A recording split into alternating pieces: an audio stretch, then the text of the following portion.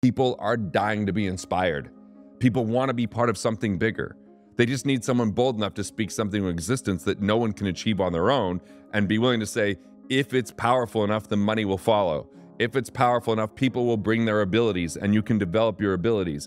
And time is only a limiting factor when it's only you. So mindset isn't just like thinking positively. You can think positively and still have scarcity in your cellular levels, and it's going to continue to sabotage you. Vision is your win. Have a vision that you could dedicate your life to. Value is the way. Dollars will be the byproduct of that vision and that value, and prosperity at that point becomes your state of being. Hi, this is JP Newman on Investing on Purpose. Welcome to our 60th episode, our third season 60th episode. And to launch this, we are doing something super fun. For the first time, we are now in front of a live audience, and we're going to be continuing these with our special guest star, Garrett Gunderson, New York Times bestselling author on killing sacred cows and what would the Rockefellers do. Garrett, more than anyone that I know, Garrett's a friend of mine, nationally travels the world on speaking. And what Garrett does better than just about anybody is not only can he help you with all the hows, which you're going to hear in the episode of how to get things done, but why to get these things, what's ultimately going to create your true wealth, four-dimensional wealth of happiness. You are going to love this episode. In this new format, and we'd love to get your feedback, we're inviting and hand-picking 40 of our favorite people, investors, friends, actually some other, you'll recognize in the audience, some other guest speakers like Justin Donald and Tristan and all these great people coming, and they get to basically be hand-selected to come here on speakers that I think are really going to make an impact and change the world. I hope you enjoy the episode. Oh my God, there is a wealth of information. I would listen to it slowly and in segments because there is just, it drips with things that can transform your life. Enjoy. Hi, this is JP Newman on Investing on Purpose, and today is episode 60, Garrett. So you are my 60th episode, and I am just so excited to have you here. I do want to give a shout out to Ryan Moran. Ryan, when I said this idea 3 years ago, I had a dream of doing a podcast, and Tristan, you were definitely part of that dream. I didn't really know how to do a podcast, but there was something in me that really wanted to go bigger than just being that real estate guy and really bring it out there. And to give you an origin, and Garrett, you're the perfect person for this, of why this is important to me. You know, I think about that, and I think having teenage sons, one now just went to college, I'm watching what they scroll on Instagram. And women are taking lots of body shots, and guys are showing their pictures behind Lamborghinis. And there is such a Western, like we're basically culturing our men that success is being the provider by bringing home lots of money. And I think I had to go through my own journey of working really hard, not making money in my 20s and 30s. And when I finally made money, it became empty until I figured out some of these other categories. I thought that making, you know, my first million or having a fancy car was going to fill something that I had chased for 20 years. And it really didn't fill a hole at all. So a lot of my why as to why I'm 60 episodes into this and continue to do this is, I really hope we can help people create true wealth. Like, as Joe said, four-dimensional wealth, what wealth really is and what wealth and what currency is not. I find myself, probably because we're getting older, I'm mentoring a lot of people in their 20s and their 30s. And the first thing you ask them is, you know, what do you want? I want $1 million. They have a net worth dollar amount. And then you ask them why, and that's where it crumbles. There's so little behind the why. It's just they've been indoctrinated to kind of say that as an amount. So part of the show and part of the series, Garrett, again, is to, and I know this is your mission and your passion, is to wake people up to really try to find what currency is and what currency isn't. What I'd like to do to start is we're going to have a regular podcast. Cool. And then we're going to have a Q&A. We're going to have an audience Q&A after. Save your questions to the end. And this is a new format for me. And let us know what you think. Angie's in the back there. If you have any thoughts or comments, tell us what you think. The good, the bad. We want to know everything because we may have the courage to do this again if it all works out great. So that's the thought behind it. You know, Garrett, I want to start the show by just saying that we've only known each other for like the last year or two. We bumped into each other and now we've had a chance to spend, but I was so looking forward to this podcast with you because your heart, there's so few people out there that express that love of almost using spirituality to transform people into joy and using money as the excuse. And what's so unique about you is you are a how and a why guy. Some guys are great at why. They can tell you, you know, how many people will tell you, I did ayahuasca weekend and I felt great and I cried and everything's great. But that's not going to necessarily get you to a place of really having peace of mind long term. Because if you don't have the tactics, the strategy, and the mindset, you don't have it. You need all three in order to succeed. And you're one of the few people that I love geeking out with you. When you helped me, I had a bad insurance problem that you and your partner were helping me with. Like, you get so granular, and then you can immediately zoom out, and then we can talk about your comedy special. And I just don't know many people on the planet that I can do that with. So I'm just so looking forward to seeing you, and thank you for coming on.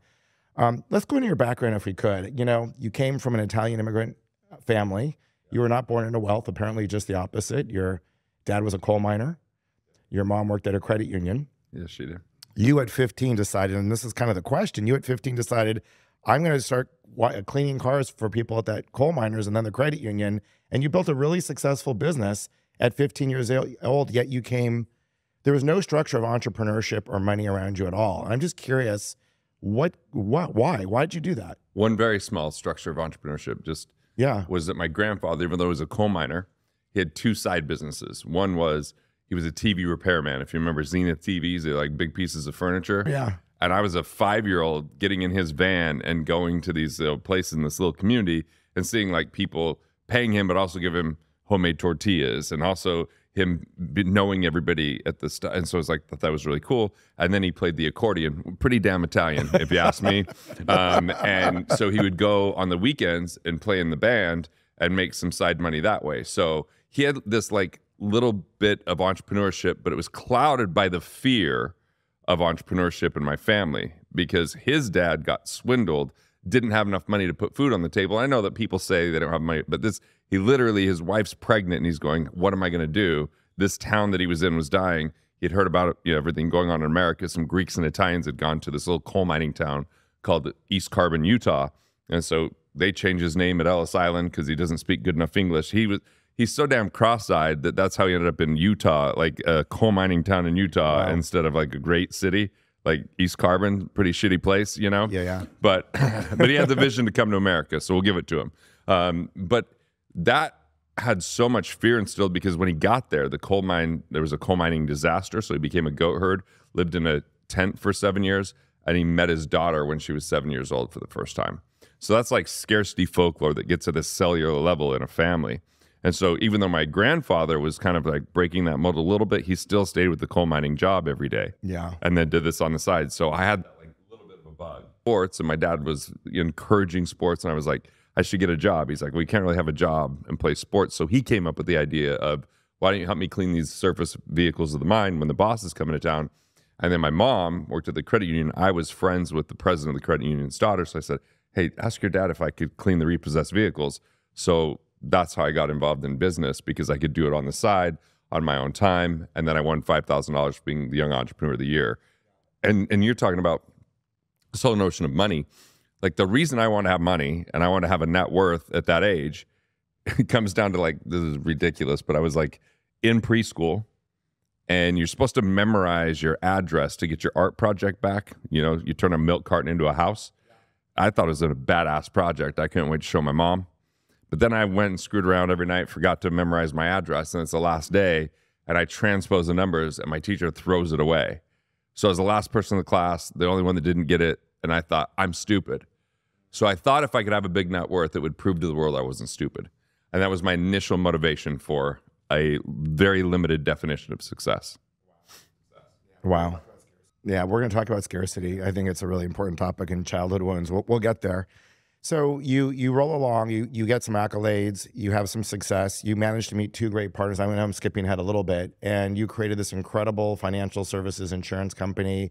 You have two partners, and already you're at the point, I think, of question. I think you went through a downturn, and I think that you saw some people lose money. You saw the way that traditional financial industry was taking care of people, and you're like, I want to do something different because I don't think it's right. Can you tell us more about that time? Yeah, so 98, 99, I was in this little coal mining community peddling mutual funds, and they thought I was smart because in 98, 99, everybody was smart that had money in the stock market because it was just going up no matter what you did. When the year 2000, the market went down, like the people I was having them cash out double E bonds to put it in the market. So they thought for 2 years I was a genius, and all of a sudden I was like, what's going on? And the firm I was working for used the cliches. Tell them they're in it for the long haul. Tell them the market's on sale. Would have been nice to know beforehand, right? Like all these dollar cost average, who the hell wants to be average? So they told me these things and it wasn't a good enough answer. So I had a professor and he managed $5 billion in municipal bond funds. He was number one in Lipper and everyone, like he just decided, hey, the next 25 years of my life, I'm paying it forward. I'm not going to be a portfolio manager anymore. I'm going to be a teacher. And so I just started playing racquetball with him. I started hanging out with him, ask him tons of questions because he said he wanted to get into shape. So I was like, great, we'll go to the gym, you know, and I just would talk to him afterwards. And he's like, you need to tell people who don't know what you're doing.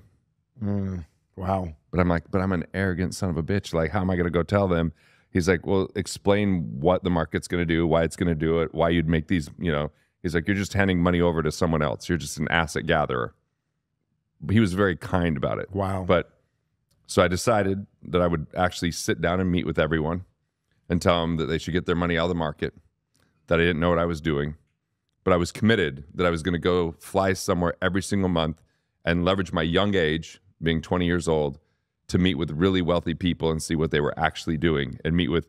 I was curious, so I was calling like the home offices and talking to product designers and actuaries because I was doing some insurance stuff. I was talking to the trust departments and what were they were doing. And I just learned pretty quickly, like, all right, he's right. So by May of 2000, all my clients but one were out of the market. And I came up with this, like, I came across this strategy that was just trading and like, because I still didn't really know what I was going to be when I grew up. I knew I was going to be in finance. But we just took and put everyone's money in cash. And if the U.S. market went up by a certain percentage, I moved it all internationally until the next morning. And then I just moved it back to cash. So in 2001, we did 41% positive and the market was down double digits.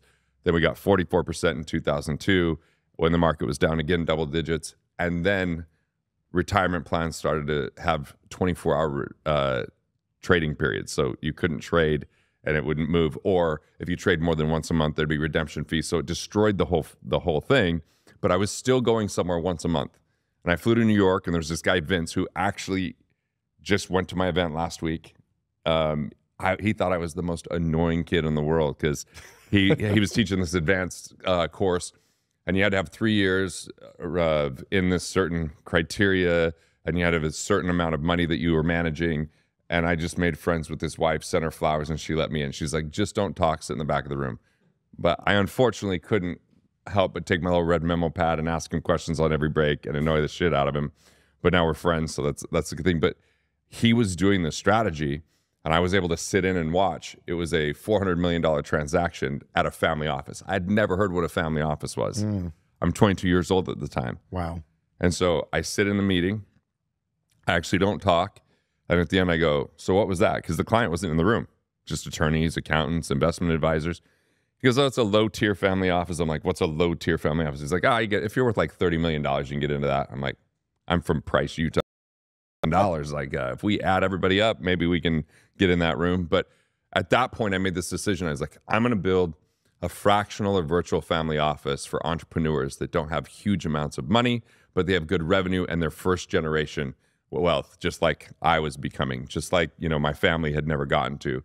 And so that was kind of the early path of my financial life. Wow. You know, you're the only person in my entire life that was a financial advisor to other people who told them that you didn't know what you were doing, that was that vulnerable.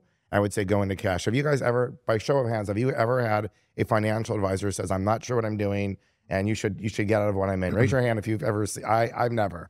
The nice thing there was was something about that which is incredible in itself. I got to tell you, it was really hard on me.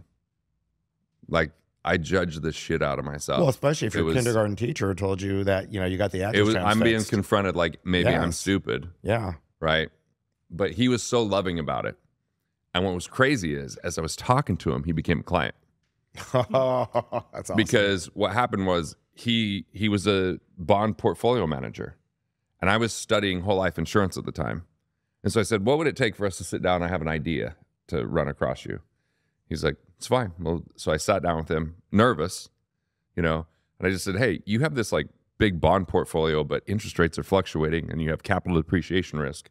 What if I could put you in a structure that was tax efficient, just like a municipal bond, but you wouldn't have capital depreciation risk? And if you just took your fixed income assets and allocated it slowly over to this over the next 10 years, what I found is in any 30-year period of time, this has beat bonds it loses in any 10-year period of time, but we're going to completely remove your necessity for estate tax and you're charitable, so I'll allow you to do charitable trust, and you'll get 20, 30, 40% more cash flow from these other dormant assets. And he said yes. And I remember I made 70 grand on this transaction, and I was pretty young. And my grandfather was still skeptical about me being an entrepreneur. So I literally, this was September 13th, 2001, that I got paid, right? Wow. I remember it because I was like, oh shit, am I getting paid? These buildings just went down. Right. I mean, I know that sounds like super selfish and like dickhead to say, but at the time I was a kid and I was like, hey, I remember going to my grandfather's house and showing him my bank account because they did a direct deposit. Wow. And I remember he just grabbed my shoulder and he got really like teared up and he's like, I'm so proud of you. Right? Because like I'm breaking the mold of scarcity for my family. The mold of like, you have to work for someone and you have to just do a job that you hate. And you have to sacrifice your whole life just so you might be able to provide a better life. But we weren't getting to the better life. It was still like miserly and scrimping and sacrificing and all that kind of stuff. So yeah, that was I learned at that point, ask better questions, you have a better life. Be willing to ask questions even when you're going to be confronted. Like I remember asking this guy, Bob, that was in front of 500 people, it was his event. And I got up and he was saying, hey, if you're a financial person, you're charging fees and hosting events, you're an idiot. And I had just charged a fee for an event that we were hosting.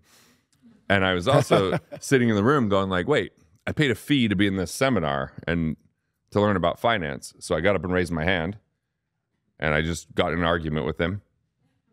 And I just walked out and I was like, cool, this isn't my place. Like he believes that everything should be transactional and commission based. And I believe that I can have results back tuition. And it's just confronting his paradigm of who he's teaching. So I just learned like sometimes you just have to walk away. Makes sense. So you're obviously, you grew success. Your firm became really successful. I think you said you became the top 1% of 1% on insurance sales because you weren't selling like insurance to cars people. You were like doing whole life, and you were doing captive and you were doing universal index. No, life, universal, just whole foods? Just whole life. Whole foods, and Whole Foods, whole life. But you were doing it on a very, very like extensive level, and then all of a sudden things are going well. Your firm's growing, and you guys buy a plane. Yeah. Fly to St. George. You weren't on the plane, but your other two partners were. Right. And unfortunately, the plane crashed, and your two partners were dead. And I was supposed to be on that flight, which was pretty confronting. Wow. I didn't go because I just said I was tired. And Ray, one of my partners, said, well, I'll go do the talk. And I mean, it was Les or I that did all the speeches. But I was like, yeah, let's give Ray a shot. That's cool. And plus, I got to be honest, I was scared of that little plane. Yeah. Like I just didn't like when you can push and the window just flexes that much, you know? Yeah. I was like, I don't like it. So how did that affect you? I mean, obviously you're running a firm, all of a sudden you have structure, you're doing great, you're in the top 1%, all of a sudden you're like, what did it do to you? How did it change your thinking, and what did it do to your firm and you when that happened? Well, we had created like a movement at the time called the Producer Revolution. And it was like early, we're talking about like 2005, 2006. There wasn't WordPress. There wasn't like Kajabi. We were building this stuff on like C# or something. It was like this community that I was moderating in that community like 5 hours a day. We'd have like 30 forums a month all over the state that people would show up to live. It was like this amazing thing. And we were teaching financial advisors. And it was growing and it was great. But when they died, that kind of came to a halt because it was two big personalities of the four of us that were partners. It was our biggest office of the three offices we had. And I thought that the smart thing to do was to preserve their legacy. So I just worked tirelessly for 4 months. I was shut down. I was numb. I didn't see my son. He was asleep when I left in the morning. By the time I got home late at night, I gained 22 pounds, not of muscle, Justin, like the other day. But, but it was like this situation. My wife's like, what's going on here? And, one of our good friends, a lot of people in the room, John Rulin just died, such a who I'm reminded of every day because he was such a generous giver. And so I have all these gifts that John gave me that are just all over my house and my cabin. But it was interesting because I heard a lot of his team talk. They were like, they're making the same mistakes I made.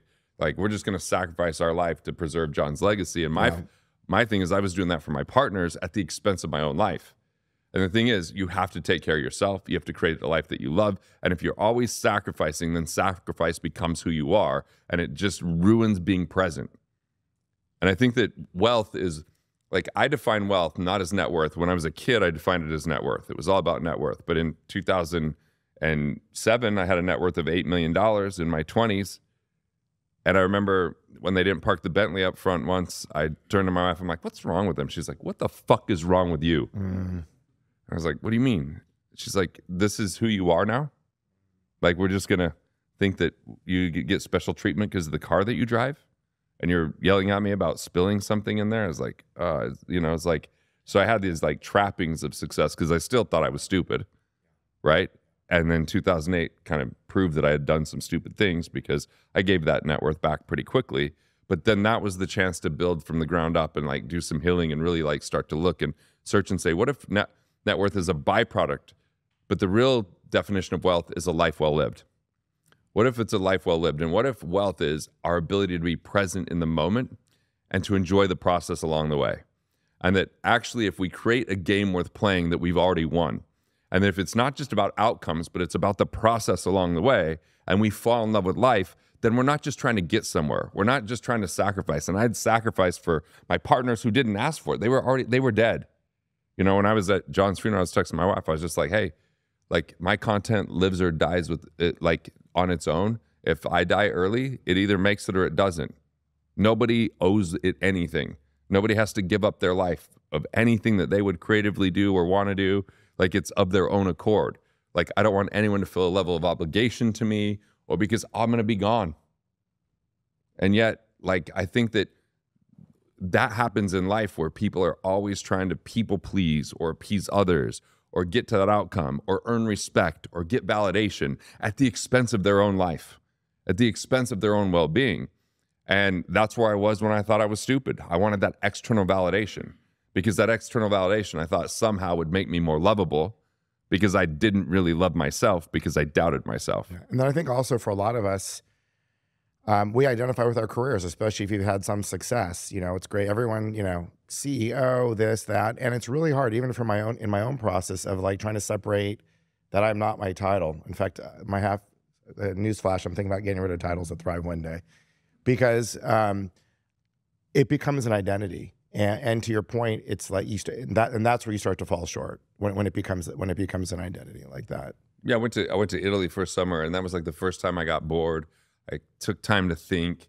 I got into this renaissance of having hobbies when I came home. I saw hobbies as a way to like listen to my intuition and like determine how I wanted to live versus letting the world determine it. So it was a lot more by design than default. And ultimately, I became wealthier I was gone, and we made more during the firm because everybody had to grow up. And it was this time where I didn't look at me as my business. Before I left there, I was my business. So any good, bad, or indifferent, I took very personally. Yeah. Then all of a sudden I was like, oh, my business is a canvas where I could create value, and it's a place to express not who I am, which allowed me to get to the place to be able to sell it when I realized I don't share the values of my business.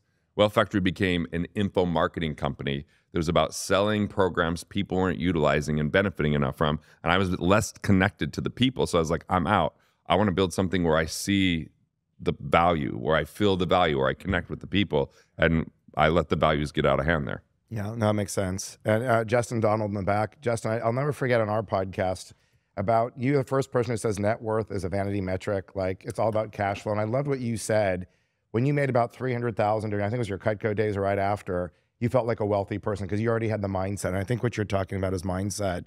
You talk a lot about financial myths. I know in your book, Killing Sacred Cows, and through your books, you talk about people get locked up in their head over financial like myths. Can you tell us what some of those financial myths are? It's the indoctrination of the lowest common denominator. The lowest common denominator is we've been trained as a society to be very one-dimensional, that is typically at the agenda of and a game of the institution, of the government, whether it's Wall Street, whether it's banks, whether it's insurance companies, whether it's, you know, mutual funds or whatever it is, that's usually about relinquishing control, relying on things outside of our ability to influence, and disconnected. So the biggest myth is that people think that they can grow their wealth through listening to some story about something. They hand their money over, they know nothing about it, and they think that that risk is actually savvy and it creates return. But if we don't grow ourselves when we grow our money, the gap between growing ourselves and our money is called risk. If we shorten that gap, it's called stewardship. And so far too many people are being scammed and buying into these myth stories about money and how money works. They think it's either luck or they think it's saving and discipline. That's a huge myth. Like the budgetary myth. Budgeting doesn't create wealth, it destroys wealth. Because when we get into a place that's about shrinking, what's about scrimping, saving, sacrifice, deferring, or delaying, there's no level of accountability, and we wait for far too long in the so-called long haul, devoid of cash flow along the way, not learning and growing who we are. So I think that the first myth is that thinking that that there's a finite pie, there's only so much to go around. In the world of velocity and exchange, it's exchange that creates wealth. And so the more people we serve, the more problems we solve, and the more that we exchange with one another, the more wealth is created. So even if there was a finite amount of money, which there's not, they're adding it to computer screens and balance sheets as we speak, there's an infinite number of times it can exchange hands. It's like even Thomas Malthus, who was a philosopher that's basically Marxist, he was saying, well, there's only so many bison. I'm like, have you never heard of reproduction, you jackass? Right. Like, yeah, I mean, yeah, we can overdo it if we're not stewards and kill off that herd, but they can continue to give birth and then it replenishes it. And that's the same thing that happens with money, is it's not a finite pie.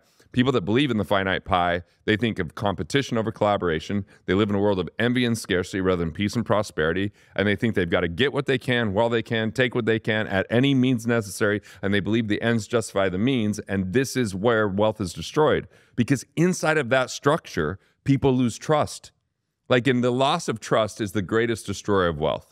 Because if you think about it, if someone gets swindled, now they become bitter, now they become frustrated, and it occupies all this creativity in their mind into wishing that things were different and wishing they could go back and change the past, in which they can't. And unfortunately, it's not like they get swindled and they learn a lesson. They become that victimhood story the rest of their life and say, if only, and but, and all this kind of stuff. And then they look at everyone as a predator instead of looking at like someone as a value creator. And these are the people that think, oh, that person's wealthy, they did something wrong. But wealth is evidence of value creation, not of deception and coercion. And we've let the exception to the rule become the rule for far too many people's mindset. Therefore, they shrink, they shirk, they budget. And then the one-dimensional advice is pay off your mortgage and put money in a retirement plan. If you put your money in a retirement plan and pay off your mortgage, inflation will decimate you.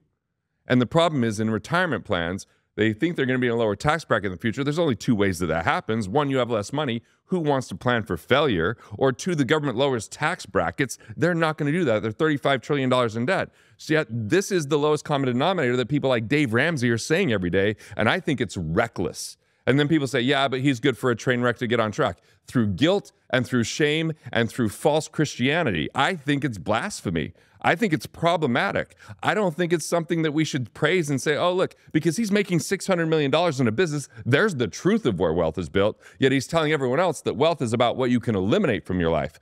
No, no, no. It's a game of expansion. Even if there's three ways to live within your means, the first one being budget. Yeah, you can do that if you want to live by lowest common denominator. Let the weakest in the herd determine where the herd is. It's very problematic. Or you become more efficient.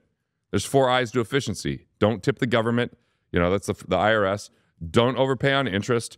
Don't overpay on non-performing and like just commissions and fees inside of investments, and structure your insurances properly. So IRS, interest, investments, and insurance, that's 10% or more of people's income. I've done studies showing that if they just plug those leaks, they'll be 400% better off than doubling the return on their retirement account if they have 7 figures in that retirement account over their lifetime. So like that's just a super big deal, but just stop. If you did nothing, you can capture 10% by just getting those 4 categories, right? If you're worried like, hey, is this investment going to yield me 8% or 12% or 16%? Garrett's saying, pay attention to these 4 things. And if you do it right, you just gave yourself a bonus, which will just basically over time will be exponentially larger. Hi, this is JP. I hope you're enjoying this episode. More to come. Hey, I just want to remind you that this episode and the entire podcast of Investing on Purpose is sponsored by Thrive FP. Thrive FP is our private equity firm that specializes in commercial real estate. We've been doing this for 20 years. If you want to know more, feel free to reach out to our office. Our passion, as you probably know from the podcast, is how do you create 4-dimensional wealth? And that goes exactly with what Thrive FP does. The Thrive FP is for purpose, for profit. How do we create great profits, risk-adjusted returns, and make sure there's purpose in your investment at the same time? Call us, check us out if you want to know more at www.thrivefp.com. Well, so one of the crazy things about comedy is comedy took me into a thing in 2022 where I did comedy for 20 billionaires, and their family office was there. So it's the worst setup in my entire life because it's in a horseshoe. They're all sitting around, and the person that like comes up before me is the Huntsman family with an MD. They're donating $150 million to mental health, and they say, all right, we're going to donate money because one of our siblings killed themselves, and the MD talked about suicide for 30 minutes. And so I'm supposed to go on at the end of the day. Oh, my God. And the event planner goes, hey, we're going to put you on next. Oh, cool. Suicide in comedy. Amazing. Go get them. And they're billionaires at the same time, right? But I went out there. It went fine because I was in Utah. And they're like people from New York, never been to Utah. So I just walked in the circle for like 30 seconds, not saying anything. I said, don't worry, I'm not Jesus. And then they laughed. And I said, it would be amazing if the Mormons could pull off a Jesus for all you, right? You know? So, but as I spent the 2 days with them, and all of them were spending millions of dollars a year on tax strategy to save hundreds of millions. That's just the thing. And yet when you get to the upper middle class and when you get to even the people that are new rich, a lot of times they're sitting there and they're just overpaying tax left and right because they haven't built the proper team for that one thing that right there is like, and some people will get mad. They'll be like, oh, you know, I'm teaching people how not to pay tax. Then how's everything going to get done? Well, excise tax, sales tax, property tax. I mean, we can go on. There's a dozen other taxes than income tax that we're getting hit with. And so if you don't pay income tax, you're paying someone else and they pay income tax. It's not even a problem. Like if you don't pay any income tax because you're really savvy about it, the next person you give the money to pays the income tax. Right. We saw this happen when Reagan lowered the tax rates back in the 80s because he was pissed when he got a check for 100 grand and the top tax rate was 94%. So he got $6,000 of this 100 grand. He went from being a communist to a capitalist all of a sudden. He was like, well, this sucks, right? And then he lowered tax rates. And at first, that lowered tax revenue, but within a couple of years, it raised tax revenue because of velocity. Because if we take effective, efficient dollars and we give it to ineffective, inefficient governments, what happens is it slows down the exchange. We could literally cut half of the government jobs today and no one would notice but the people that lost their jobs tomorrow. Any of the buildings where you're not seeing the worker, half of those are completely made up jobs that don't need to exist. Now, there are plenty of jobs that do need to exist. Police officers, fire, like there's plenty of government jobs that need to exist, you know? But my dad was a federal mine inspector, probably a good thing because those mines are pretty dangerous. But there's plenty of inefficiency. And for me, I feel a moral obligation to not pay an extra dollar to inefficiency because what it does is it slows down wealth and it means I'm taking dollars I could give to the entrepreneurs in this room and giving them to a government worker that doesn't know what to do with the money. It's like giving a child a 100-pound weight. They're going to hurt themselves with it. Or a loaded gun. They don't know what's going on with it. You know, a lot of people say, oh, what would happen if we started to teach money in schools? It would ruin our fucking lives because the kids would be indoctrinated by socialists on what to do with money. It would be problematic. They've done studies. When kids are taught money in schools, they're worse off than not being taught. And now, look, teachers are pretty amazing. They're teaching math. How did math change? I tried to teach my son math the other day. I was like, I don't know what the hell this is. It's not what I did, right? But they have so much pressure. And now you're going to say, teach money? Have you seen how bad financial planners are at teaching money? And now we're going to put that in teachers' hands? Like, this is a revolution that we have to start asking better questions. We have to start taking responsibility for our own finances. We have to have the courage to face it and have conversations around it because this book, The Millionaire Next Door, shows that people don't talk about money.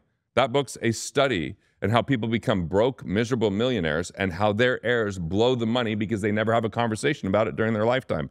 I'm super pissed off and passionate about it, as you can tell. Great. Well, my last podcast was with Zach Cohen and my 18-year-old son. We flipped a house. And it was all about this. It was all about, I asked my son, it was a great podcast for me because it was 3 weeks before he went to college. But my first question was genuine curiosity. Yeah. Why did you ask me? What went through in your life that made you get to the question of saying, Dad, could you teach me how to flip a house? And that's where the whole thing started. I was actually curious, and he went into this whole thing, and it became a little bit of a financial literacy versus not financial literacy. Well, you taught me at 10. I certainly wasn't in school because school's still doing like handwritten journal entry. You know, they're not even using QuickBooks yet. Like they're like, that's what they're teaching in high school. I mean, if I took a collegiate book right now If I took a collegiate finance book, I could pick apart thousands of myths inside of that book. I know because I learned finance from corporate finance. Yeah. My corporate finance classes in the university actually helped me to think about finance with some of the mentors. And I was in my teens, 19, 20, 21, 22, spending more money outside of college than in college to learn about finance. My son, we went to his orientation, and we'll move on, but my son goes to orientation. Here's what they said. This is business school freshman year at University of Miami, a very expensive private university. And they say, hey, by the end of the year, your son will know how to make a resume. He'll be on LinkedIn, and we can get him an internship by his junior year. Now, I won't tell you what I'm paying for this school, but it's top notch. Like this, we could do that today in this room. So literally, they were trying to blow me away. Like, oh my God, my kid's gonna be prepared for an internship. Like, my kid fucking flipped a house. I mean, come on. Like, you're gonna teach my kid to be an intern in 2 years from now? Are you crazy? And yet there he goes. Like, you know what? It's better than fighting in a war, I guess. But like, why he's there? And he even said, Dad, I don't need this. I said, but have fun, son.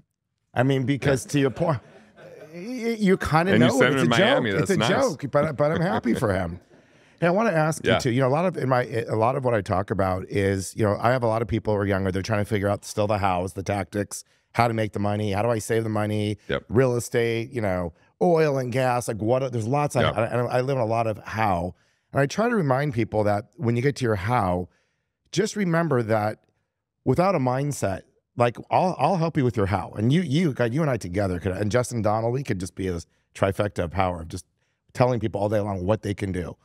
But without the we need more white people telling people what to do. Oh, for sure, for men, white men mainly, white men for sure. There's just not enough of that going on in the world today. And the Jewish thing doesn't help, the Jewish finance thing. So mindset. So the idea of, hey, your goal here, by the way, when you get to your net worth or whatever you think is important, but remember that your goal here is to wake up happy and go to sleep peacefully. Like if you actually have your money in order, and you've created this 4-dimensional wealth with community, and you and I say it different ways, but it's essentially the same thing. Definitely. You use the word relationships. I say community, your purpose, your spirituality, all these things that you're working on, and then your money is your currency that fuels all these other things that make it like amazing. Mindset's hard. Mindset's a hard one to teach because I know I can see sometimes people tracking on mindset, but like Tristan specializes in mindset. How hard is it to get people to understand mindset and to actually change? It happens, and you guys are the best at it, but it's discipline. It's a lot of work, and I'm just curious. Mindset. When you talk about mindset, how do you approach that with people and helping them get into the right mindset of everything you're talking about? So first off, most people's mindset are clouded by one of three things: money, time, and ability. They think by themselves, do I have the money? Do I have the time? Do I have the ability? But those are only limiting factors if we're only thinking about ourselves. If you create a vision, vision is the ultimate container in which we create value, and dollars follow value. The problem is most people have a container that is so limited. Vision's the rarest commodity in the world. People want to be inspired.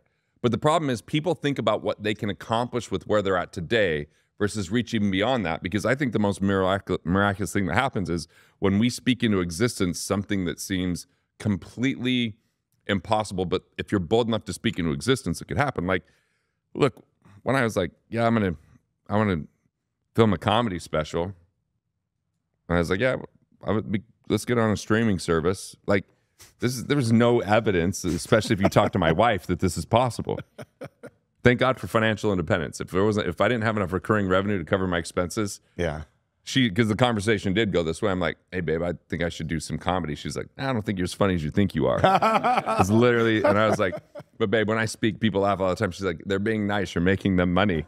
And I was like, damn, that's cold. But then one day she made the mistake to say I was kind of funny.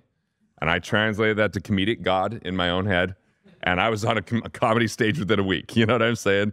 But if we can speak something into existence without those three limitations, knowing that other people will rally to our aid. People are dying to be inspired. People want to be part of something bigger. They just need someone bold enough to speak something into existence that no one can achieve on their own and be willing to say, if it's powerful enough, the money will follow.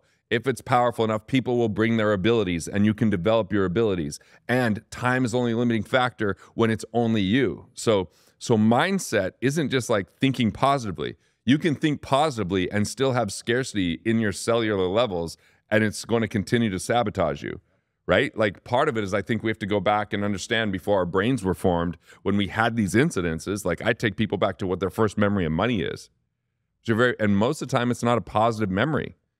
And I'm like, so what have you been doing in your life to protect that from ever happening again? And realizing that protection is actually prevention in the name of preservation. And then they're not self-expressed. And then anytime that something reminds them of that, they paradoxically have hidden that moment from their life and they just push it away, not knowing why that's happening. So we have to go back and realize there's like these 3 layers to our money story. The first is what people will share. What people will share is not real. It's what they're saying to feel okay. And for some people, that's exaggerated. They're exaggerating their money story. They're making it bigger than they are because they want to be liked or they want to be accepted or they want to belong to the cool kids. And it's their story. You start to identify with the story. Right. And then they feel that pretense. They feel that that's false. And that creates stress and burden that starts to show up in every aspect of their life. And people can smell that stench of that falsity. And not everybody, but the people that matter most. And then that starts to become something that starts to be detrimental to their life. Or the people that want to hide from what they've done because they want their family to be okay and they're worried about what people will think because they don't have a clear understanding of what money is emotionally, even if they do logically. So this money story of what we will share, it kind of creates this limitation, but then there's what we won't share. The won't share part is what we're saying in our own head that we don't speak out aloud. It's the things, and here's why I think a lot of people won't share a lot of it. A lot of people are married in this room. And so a lot of people consider themselves a breadwinner. And so they don't want their spouse to feel like they don't have it all under control because that would mean there's not enough stability or there's not enough security. And so what happens in that won't share is people tend to leave in, they live their life in isolation and they think the best way to get through it is to work harder. And that work harder leads to not investing in a team. It leads to neglecting their health. It leads to their family being like, hey, what the fuck? I thought that we were in this together and you're never present and you're always working and you're taking calls at all hours and you're always on your phone and there's always email. Everything's more important than us, but it's because they don't know how to handle that part of the won't share money story because they feel like if they say it, they'll be rejected. They won't be accepted. They'll be that kid, their milk carton got thrown away and they're stupid, right? So if you can actually speak what you won't share, in a place where you feel safe enough to speak it, it won't own you anymore. You start to feel freedom. But here's the real magic to it. The third layer is what you can't share. Because under what you won't share is all the hidden weight that you don't understand because you haven't been brave enough and had the courage to speak what you won't share, which will then allow what you is in the sludge and is in the cellular level and the epigenetics and in the family stories and in the identification. You can heal all that and get through it and then just have a totally different level of peace. And that will actually shift the mindset more than positive thinking. Positive thinking outside of reality is delusion. Yeah. I can really relate to this. I'm actually feeling it as you're saying it. You know, when we had this 12-year real estate cycle where it was like hitting a bullseye, and I have investors in this room, we all did quite well. You know, 2 years of a tougher market, loans are not paying right now the way they were paying before. You know, we've had some losses. And I have to tell you, like, I was feeling so in abundance. And most of the time I do feel abundant, but I've been feeling my own scarcity story lately. And it really pisses me off because I lived my 20s and my 30s in that scarcity story. It motivated me, like you said, to become successful. But then when abundance hit, because I've had so many great trainers, I feel like, oh, I've overcome this. And then you go 2 years and there's cash calls and there's this. And that little sneaking thing comes back. And then over the weekend, I see my father. My father is an 86-year-old, escaped Germany from the Holocaust and what have you. And I realized the entire conversation, and he's 86, God bless him, is about how expensive everything is. And he's so tight. Like, and you're just like, it was a reminder for me, remember where you came from. Justin Brown in the back there, you know, my business partner who runs Thrive Lending, we both had very scrappy, scarcity-oriented, you know, childhoods. Yeah. And I thought that was all gone. until it wasn't. And so it just tells me, and I'm just listening to you, it's like I get to go another layer more, because when the money's rolling in, guys, and you're not worried about, yeah, we can go, we can go there, let's just go do this. And I can still do that, by the way, because I've had good trainers. I got plenty of money. Yeah. But it's the thought comes back. And the thought is just really disempowering. Well, and look, I went back to like, I did, we did EMDR or EMD, for our son, transformed his life. I did somatic method therapy. I've done timeline therapy. I've done 40 years. I've just done the work to go back and reprogram my brain where it was at an infant stage, not formed, and making judgments for my future self. Yeah. As a matter of fact, the most weird thing I've ever done was I got a picture of this moment where my milk carton got thrown away. And I just looked at the kid in a picture, and I had a conversation with my child and I was like, so awkward for the first 2 minutes because I'm speaking over the 5-year-old's head. And I'm like, I'm just going to talk to the 5-year-old like they're a 5-year-old. And the next thing you know, I'm crying. I'm on the couch of my wife comes out at 7 a.m. I'm looking at a childhood picture crying, and she's like, what the fuck is this? And I was just like, she's like, are you okay? I'm so good. It's like, let me tell you what's going on. But it's like, I realized, like, so I just started thinking, like, what moments in my life did I feel like something was wrong? Did I feel like I was alone? Or did I feel out of control? Or did I feel like I lost it? I just wrote down 50 incidents in my life. And the one that really impacted me is when I was 3, I get hit by a car. And I remember my dad showing up in his coal mining outfit at the hospital, my grandparents rushing there. My mom had to have us in a cop car to go 30 miles away. I'm bleeding. She's crying. She's pregnant with my sister. And I just thought, man, if I'm not perfect, I'll hurt my family. Right? Wow. So I remember hearing my parents fight about their bills one time. And I was like, if I could just make enough money, there won't be turmoil in my family. So you develop these little things that it's hard to remember. But if you just take the time to ask the questions and find what modality works for you and go back to that, then when these moments of perceived scarcity happen, the behavior completely changed. Number one, I always feel worthy of wealth. I always feel worthy of asking the question. I always feel like I deserve the prosperity, where before I wouldn't have said something. I wouldn't have done something. I would have remained quiet because I went back and talked about this stuff. So it helped me remove the blocks. I had the courage to have the conversations. And life has just gotten immensely better because now if I feel those moments of scarcity, I have awareness of it. Definitely. Instead of like, there's some people in scarcity, they're just not aware. They just think this is how the world works. And like, well, you're just in false scarcity here. Yeah. It's just like now those little reminders, when they happen, it's a short-term thing, and it's, it's not a weeks or months, it's moments. Yeah. Thank you, because that's exactly where I'm at. And of course, that's why we're having the conversation. On your website, you give a test to people. It's called a money persona, right? Is that what you call it? Money persona. And you talk about that people have naturally, besides what they're born with, they have natural money personas. And but you can take his test, it's free on his website. I did it. Can you talk about the money persona, what that's about for you, and identifying people's personas? Yeah, I remember I wrote Killing Sacred Cows, and someone says, well, where does scarcity come from? Because I read about scarcity a lot in there, and I didn't really unveil it other than maybe statements. And I was like, well, we have money personalities, and there's a shadow side, and there's also a winning side. The shadow side's when we're in scarcity, which is usually isolation, selfishness, fear, doubt, worry, all of those factors that are contributing factors. But the big ones are guilt and shame. Guilt and shame is where people get stuck into scarcity with their money story. I should be further along. I shouldn't have this much. There's all this like notion that kind of holds it back. And so I was like, well, what are the different expressions of that? And so the different expressions are, the miser plays a game called preservation, because in scarcity, they think I've got to hold on to everything I've got because you never know if you're going to, if it's going to go away. So they will not spend money on things that are valuable. They'll spend 10 hours to save 2 cents. They know where the cheapest gas is. They know all this kind of stuff, and they're obsessed about money. And then you've got the conservative, and the conservative plays a game called accumulation. They're thinking about diversified portfolios. They love Dave Ramsey. They're going to tell everybody how they're doing wrong by spending money, and they're just going to set money aside forever because, well, they can't spend the money because they don't know if they have enough, right? So it's like even in retirement, even if they're worth millions of dollars, they're still living like paupers. Then you've got the strivers. A lot of rooms of strivers here. I'm a recovering striver myself. Strivers, they play the game called status. They think they could just work harder to make more money. they inevitably burn out, right? And then there's the high rollers. High rollers play a game called opportunity, but they usually can tell a good story. They don't do a whole lot of due diligence, so they cut corners and take unnecessary risk, which leaves the short-lived riches. So we all know high rollers, they're up and down, you know?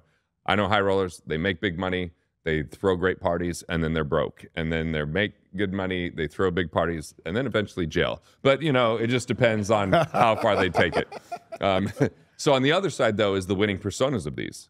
The winning personas come from co-creation. You find someone that can support and inspire you, someone that brings you accountability to move beyond scarcity, right? So you don't get in that isolation. You find a way to delegate over time. And this is the thing. We all know we should invest in ourselves, but, you know, someone was asking me, like, what do you think is the difference between these two equally talented people, one that's worth hundreds of millions of dollars and this one that's not worth that much? I'm like, that one's really good at selecting teams and investing in people. This one's really good at the skills themselves. And I looked at myself and thought, I'd be further along if I was better at picking the right partners early on, you know? Or they didn't die in a plane crash, maybe. Those guys were good partners. But delegation becomes an important part of abundance in the winning personas, and then collaboration. Collaboration is to find the winning people, the personas that you are not, so you can utilize their skills and leverage yours. You know, because this notion of wearing a moniker like I work so hard, it's like, that's foolish. It's like, find people that will build it with you and for you so that you can continue to do the things that you do best. It's not like anything new and revolutionary, but when I see anyone doing something extraordinary, they do extraordinary through collaboration. They find people that are beyond their own capability in areas that they don't want to be capable in, and they bring that together. Like, that's how I got at Amazon Prime. I mean, I have 8 Emmy winners on that crew. I was a rookie. I wouldn't have picked the stage that we use. I wouldn't, like, Chappelle's stage set designer, Tom Lenz, did my stage. I mean, it was beautiful, you know? Like, the lighting guy, Simon, he won you know, with the Dancing with the Stars. Like, that's collaboration. It accelerated my results and increased my impact. And so the winning persona is the miser becomes a mindful manager. A miser is going to budget for themselves. A mindful manager can go into an organization. We had this one guy, he went to the casinos, saved an average of $900,000 of revenue by finding where they had unnecessary leaks of money. They could be more resourceful, right? So that they help enhance ideas, reduce waste. That's the mindful manager. But that's out in the world in organizations versus in their own house thinking about what they could do to cut out the next expense. Instead, the conservative, you have the planner. They're stable, thoughtful, strategic persons like CFOs, right? They know how to monitor the effectiveness and efficiency of any initiative and plan for contingencies. Like, but again, it's outward. It's in organizations. It's in the world. It's not selfish, right? When people get up and they go, how do I make more money? That's the wrong question. How do I add more value? That will lead to more money. How do I have a bigger vision? That will lead to more value, which will lead to more money. Like, it's just different questions. Right. And then, by the way, I want to take a moment. That's a big one. Did you guys catch it? Because he was going fast. He was in Garrett. But that, I feel you on that. Yeah. Like, right? So instead of asking the questions about scarcity, you are creating your own narrative through value creation, manifestation, energy, passion, and following that. If I were to say it, Joe and I co-created this thing. We just made this up. Like, and who knows? Like, it's not about anything. It's just fun. We'll see what it goes to next. But, you know, but the point is, like, and I was going to ask you that too. Like, you decided to do a comedy special, and your wife told you. My wife always tells me I'm not funny, by the way. But and you did it, and you really went out there and you did it. And so what I mean, now it's like it's out there. It's bigger than you thought. What does that mean to you? So you went for it. It was something that was passionate. It came not from a transactional place. It came from a place of creativity and love. So what is that? And that one may be financial. That might just be one. I can have fun. This one's for money. This one's for fun. I've got a nonprofit. I mean, we do things. But what did it mean to you? Like, what did the special mean to you now that it's out? What did the comedy special mean to me? It meant, like, I just did a hobby that was fun, and then I was in around like a whole like auditorium, right? And I did the set of my life, and there was an agent there from Hollywood. He's like, hey, you should do this. Nobody's done this in finance. I thought about it for a little while, and I was like, all right.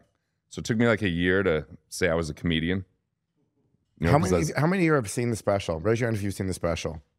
For those who haven't, I think Angie has it. If you go back to the email, there's a link to it. Ryan Moran and I are no longer friends, just FYI. I just didn't see his hand go up. It's fine. Okay, we're friends again. I said how funny you were when you came to my special. Oh, my God. Yeah, he worked pretty good. Dude, he crushed when he opened for me. He crushed. He was awesome. Crushed it. He was phenomenal. Crushed it. Yeah. For those who haven't seen it, I highly recommend it. I don't know how money can be funny, but Garrett makes it extremely, extremely funny. Two more questions. Yeah, We're gonna wrap up with- having my sons watch me struggle, Yeah. facing insecurity, Yeah. and then doing something. It was a fun ride. It was pretty great. amazing. It's pretty great. It was great. And if you, those who haven't seen it or those who have seen it, there was moments, and I really appreciate, where like the audience, like there was, you were reacting, and you were so smooth and so relaxed that you were in flow, that you were just funny, like unscriptedly funny. You were just kind of in that. You were just in your. You were in your flow state. Well, I was telling some of these guys yesterday. We watched the special over at Jennifer's house, and I was like, the night before the special, I was like, oh, there's a bunch of people can't come in because of COVID, or they got family stuff or whatever, But there's a bunch of people in the room, like Brad and Jeff and David, and that came out. But I was like, oh, I'll just do a Zoom, because I've been practicing on Zoom. I'm like, I'll do Zoom the night before. Well, I was tired. It did not go well. It was the worst. And I was like in my head the whole time being like, this isn't funny. This sucks. Should I do this joke? And I remember then Sally Hogshead, one of my friends, is like, hey, we're really proud of you for doing this. It's so cool to see you do it. Like, what's it like? And then I just went off for 10 minutes, and my manager comes and goes, whoever that guy was that last 10 minutes, that's who needs to show up. You were funny, you were natural. And so I just made this deal with myself. I'm like, I'm going to say whatever comes to my head when I'm on the stage tomorrow. I'm going to remain completely present, no separate conversation, because if we have a separate conversation in our head than we have with the audience, that's when you're not funny. And so I just learned how to be present. And that's part of why I like comedy, is like you get to be present. You get to just like be elevated. It's a spiritual practice for you. Definitely. I really felt like it was a spiritual moment where I was like, I'm just going to mess up, and I'm just going to do whatever. I know that it's okay. I know that, like, Jeff sitting here in the front row, he loves this caveman joke. I did like 20 minutes the first show on this caveman thing, because someone in the front row was laughing so hard that I just kept going back to the joke, writing new stuff. It's not even in the special. And then I would forget where the hell I was in the and then my manager would just yell from the top. He'd be like, fire. I'm like, okay, yeah. Then I would just go into the next joke that was about fire or whatever. And I just was completely knew that we could handle it in editing anyway. Yeah. And like, I think that the funniest joke of the whole special by far is this Viagra joke. Oh my gosh. I've never told that joke before or after. It was hysterical. It was a moment where someone laughed about, they knew where this joke was going. And I was like, but you carried it on really well. So I just stopped. I mean, you just kept it going. I took Viagra once, and then I just went for 5 minutes. We cut it into 3 minutes for the special, and it's just like a happy accident, just being present. The Viagra was a happy accident? It wasn't a happy accident, because I only took Viagra once at 4 a.m. in Paris. I fell asleep on the taxi ride home. Something else got up before I did. And it was the worst sex of my wife's life, for sure. I was passing out on her. She's pushing me off, but then I was still ready to go. And 4 hours later, I was like, well, I don't want to have to call the doctor like I'm supposed to. I just want to get a release. She's like, you had your chance. Get off me. I'm sleeping. So, yeah, that's my Viagra story. Oh, and it goes on. Watch the special. Okay, last two questions are going to go quick, because I know we're going to have some Q&A too. So now, comedy special's done. I know you've made a pledge that to affect 1 million people into creating financial independence, true independence, and wealth and happiness. Is that still your kind of your big vision, or tell us what you're up to next after, like? I want to plant a seed of hope, connection, and expression in the hearts of 1 billion people, using entertainment to educate, so they could heal their relationship with money and create a legacy that lasts. So I feel like entertainment is the gateway to transformation. Millions want to be educated, but billions want to be entertained. So I'm not necessarily a comedian, other than I do comedy in every speech that I ever give, just because it resets. People are more willing to learn after they laugh than any other time. And they say that people remember 3 times more if they laugh or they get scared. I'm like, I'll let the presidential candidate scare people. I'll just stick to the laughter. You know what I'm saying? It's great. Yeah. Or let the news scare people. Yeah. Okay, so last question. This is a room full of investors. And so if I was to ask you, I'm going to let you answer. I'm going to give you 2 questions. You choose one. You get to choose the one of the 2. Everyone's going to hear, what do you think in your predictions? Like, I could say, what do you think the next 24 to 36 months are going to look like? And what would you do about it? Or if not that, your second choice is 3 basic investment things, areas you like or things you would check out or stay away from. I think the big 3 for investing is pick your lane, because each one of these lanes has so much depth to them. Real estate, business, or intellectual property. Those are the 3 wealth generators.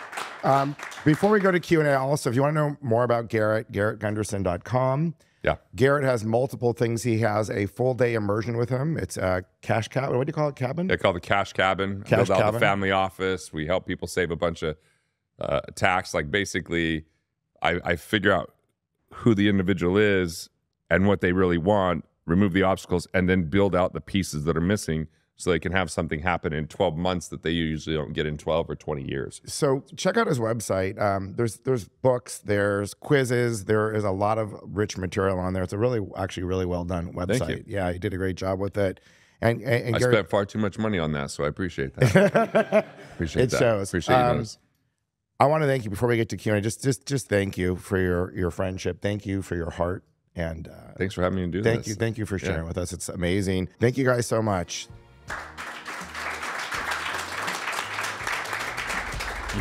Wow, wow, wow. I hope you guys enjoyed that episode. I told you Garrett is absolutely amazing. We are so lucky to get him. Garrett is a hard person to get to speak. And I hope you got a lot out of the episode, some inspiration, also some tools and strategies to further create wealth in your life. You know, the audience, having a live audience is a very different experience. I can tell you it lit me up. I can tell the feedback that we got from the audience was it is so different. I mean, it's great to hear a podcast, you know, whether you're on Instagram or what have you, but there's nothing like live. And the energy in the room, the questions, it was electric. And so Garrett, thank you so much for taking your time, flying out to Austin and being part of the show. We will have more episodes like this. And just to remind you, if you want to know more about Garrett or our podcast, Investing on Purpose, follow us on social media, you know, Instagram, YouTube, LinkedIn, wherever you get your information. Garrett, by the way, his website is a ton of information and resources. I would encourage you, if you like what Garrett's saying, to check out his website. You will get a lot of value out of it. And the same thing, Investing on Purpose. I feel at this point, there are so many episodes now that we're at 60 that can really help you connect your journey with exactly what you need, from mentorship to real estate cash flow, to really injecting more purpose into your company, into your business. We are committed and passionate to making sure that happens for you. Always, we love feedback. We love your suggestions. And just feel free to reach out to us at Investing on Purpose. We'll see you on the next episode, and thank you for tuning in.